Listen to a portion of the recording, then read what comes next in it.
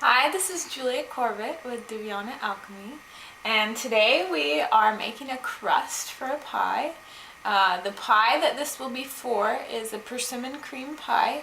So the base of this pie is going to be a little more savory, like a fall flavor. And what I have here is about 2.5 cups of coconut. And this coconut I actually blended in the dry blender in the Vitamix with about a tablespoon of palm sugar, just to get it a little bit broken down, and it's almost like a coconut butter in parts of it, so it makes the crust stick together really nicely without using lots of dried fruit. So I'm going to put that in the food processor here. You can see the palm sugar bits in there. And then I'm using walnuts. This is about 1/2 cup of walnuts. And I'm just going to throw those in there too. And then I'm using a tablespoon of black sesame seeds just to add like a more of a nice richness and some high mineral contents to the pie crust. And I have about 1/2 tablespoon here of maca powder. Add that in. And I'm going to use about half of this. This is mesquite pod meal. And that's about a tablespoon of mesquite pod meal. And then I am going to use a couple dates. These are medjool dates that have been fresh harvested, so they're not dried medjool dates, so they're really nice and moist. With the dried ones, I'm going to add some wildflower honey.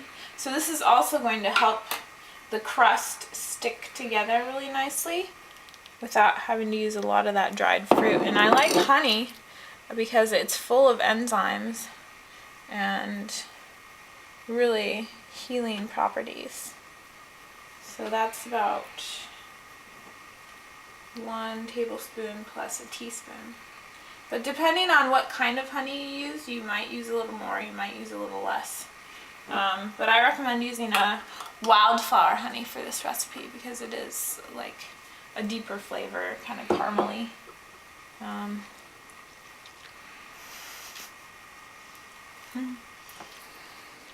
And then this is my spice blend. It's a blend of cinnamon, cloves, allspice, and nutmeg. And I'm going to add about 1/2 teaspoon of that. And that's kind of the fall essence in the crust. And this is reishi extract, and it's in a powder form. And I like to add these to my pie crust just for the immune boosting properties, and it adds another layer of flavor to the pie. Kind of a really deep flavor. And that was about 1/4 teaspoon. And now I'm going to add 2 pinches of Himalayan salt. So as you can see, this is actually really quick and easy to do.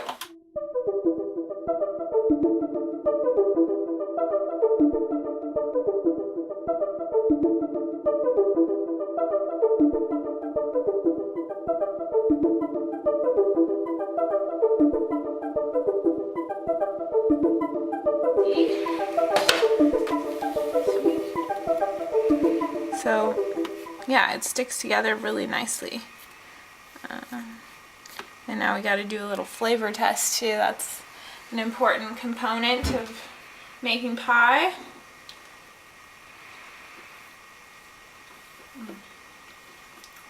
It is delicious. So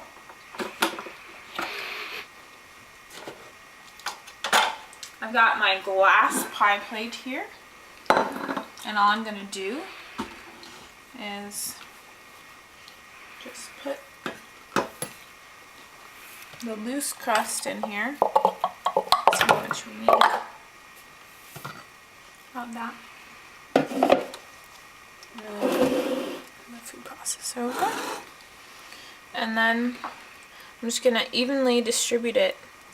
Make sure all the little bits are kind of loose here so we can press it evenly into the pie dish. So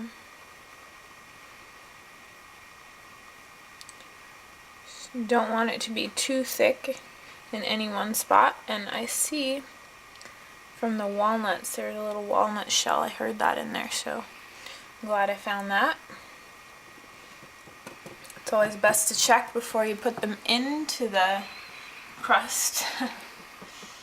Okay, so what I do here is press on kind of the corners of the pie first to get it all spread out and even. And then I'm just going to press it up the side like this and kind of almost pinch it, but I'm not quite pinching it yet. Just pressing it a little bit. Because since you're not using too many dates or dried fruits in this, it's not going to be sticky. It's going to be more like a shortbread. So you got to be a little more strategic when you're pressing it into the plate. But I find that that texture is really, really nice with the creamy pie fillings, and it holds together really well when it's been refrigerated.